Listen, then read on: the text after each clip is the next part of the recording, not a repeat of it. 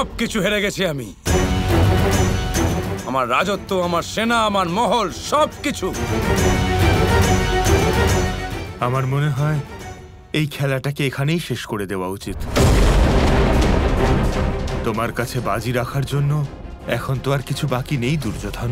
আমি বলেছি যে আমি সবকিছু হেরে গেছি, কিন্তু বিশ্বাস হারাইনি আমি। একটা শেষ বাজি রাখবো আমি। আমার সমগ্র রাজ্য আর নিজের মুকুট সবকিছু বাজি রাখলাম। ব্যাস দুর্যোধন, অনেক হয়েছে। একটা ব্যক্তিগত খেলায় রাজ্য আর মুকুট বাজিতে রাখা উচিত নয়। বন্ধ করো এই খেলা। পিতামহ একদম সঠিক কথা বলছেন অনুজ। কেন? যখন তুমি সবকিছু জিতছিলে, যখন তুমি সবকিছু বাজি রাখছিলে, তখন উনি কোনো হস্তক্ষেপ করেননি। এখন জেতার একটা সুযোগ আমারও পাওয়া উচিত। যা কিছু হারিয়েছি সেগুলো ফেরত পাবার অধিকার আছে আমার। ঠিক বলেছ দুর্যোধন, একটা সুযোগ সবারই পাওয়া উচিত। উত্তম, অতি উত্তম। যদি আমি আমার সমগ্র রাজ্য বাজিতে রেখে থাকি, তাহলে আপনাকেও বাজির সমতুল্যই কিছু রাখতে হবে।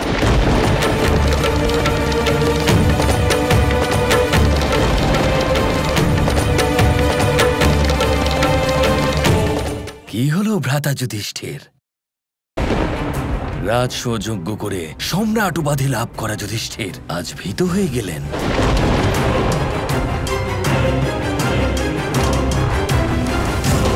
ঠিক আছে, আমিও ইন্দ্রপ্রস্থের বাজি ধরলাম।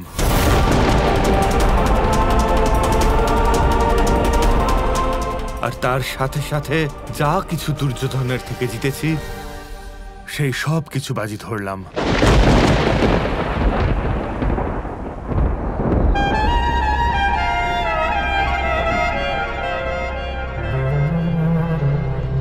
তাহলে ফেলুন পাশা।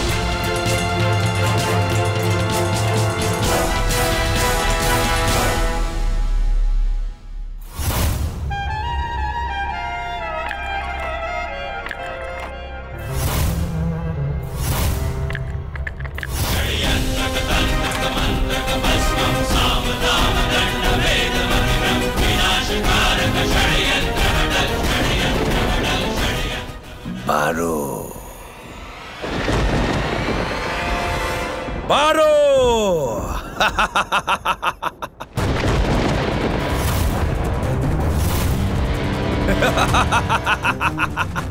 সবকিছু আমার হলো। ইন্দ্রপ্রস্থ, হস্তিনাপুর, সবকিছু আমার হলো। সবকিছু।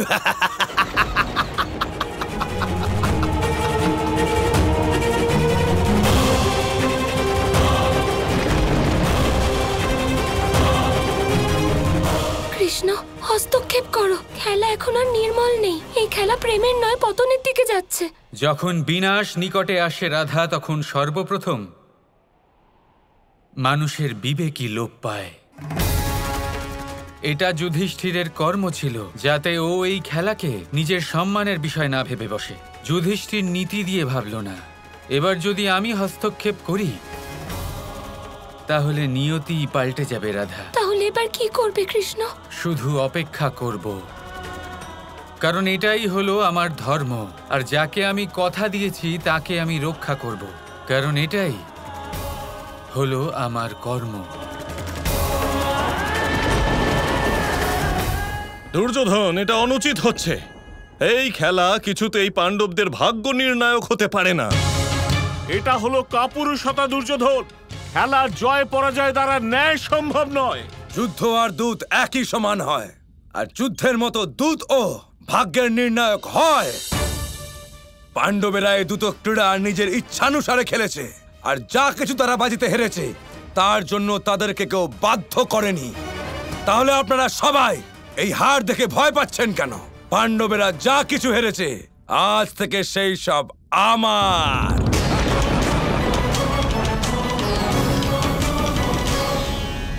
হ্যাঁ, সবকিছু তোমার হলো। আমি এই পরাজয় স্বীকার করছি।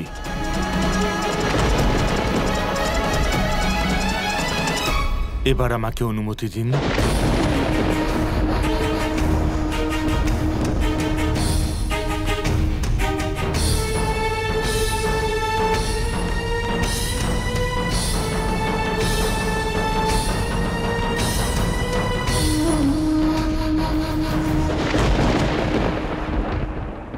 চলে যাচ্ছ ভ্রাতা যুধিষ্ঠির? কিন্তু কোথায় যাবে? এখন ইন্দ্রপ্রস্থ তো তোমার নেই আর। ও পঞ্চাল নরেশ, হয়তো সে তোমাদের আশ্রয় দেবে। ওখানে চলে যাও, সেখানে গিয়ে ঘর জামাই হয়ে থাকো। চলো একটা শেষ দান খেলি।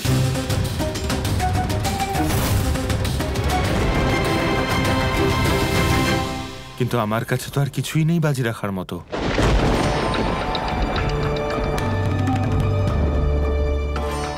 ভ্রাতা যুধিষ্ঠির, ইন্দ্রপ্রস্থ তো তোমার পায়ের ধুলোর সমান, আর সবে তো খেলা শুরুই হয়েছে।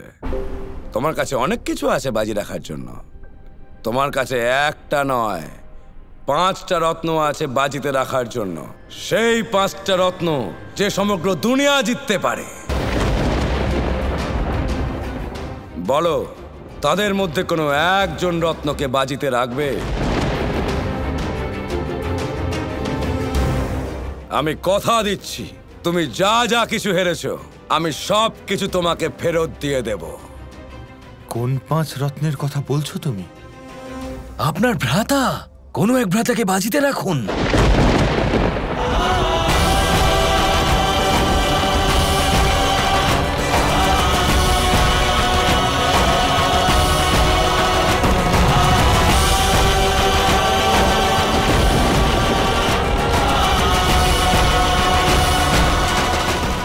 দুঃশাসন, এসব কি বলছো তুমি?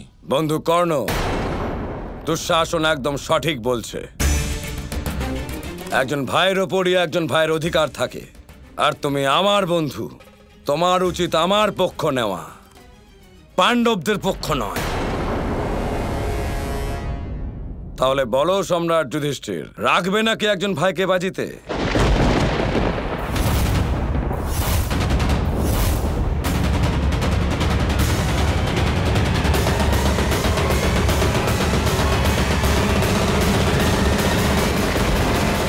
কিভাবে সম্ভব হতে পারে?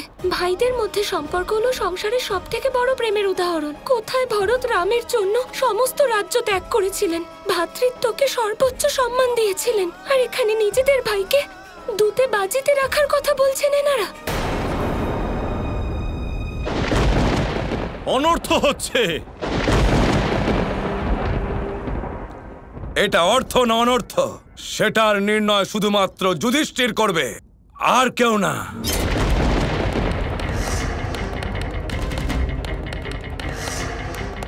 কি ভ্রাতা সম্রাট, মৌন কেন? রাখবে নাকি ভাইকে বাজিতে? আমি কথা দিচ্ছি, তোমার সব কিছু ফিরিয়ে দেব। তোমার সেনা, রাজ্য, প্রজা, ধন আর ইন্দ্রপ্রস্থ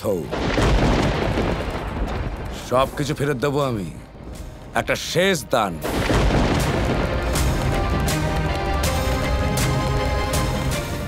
ভ্রাতা যুধিষ্ঠির,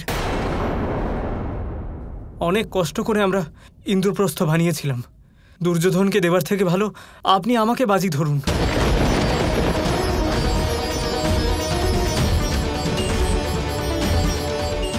কখনোই নয় নকুল, তুমি আমার কনিষ্ঠ ভ্রাতা। তোমাকে বাজি রাখার কথা আমি ভাবতেও পারি না। এটা আমার অধিকার নয়।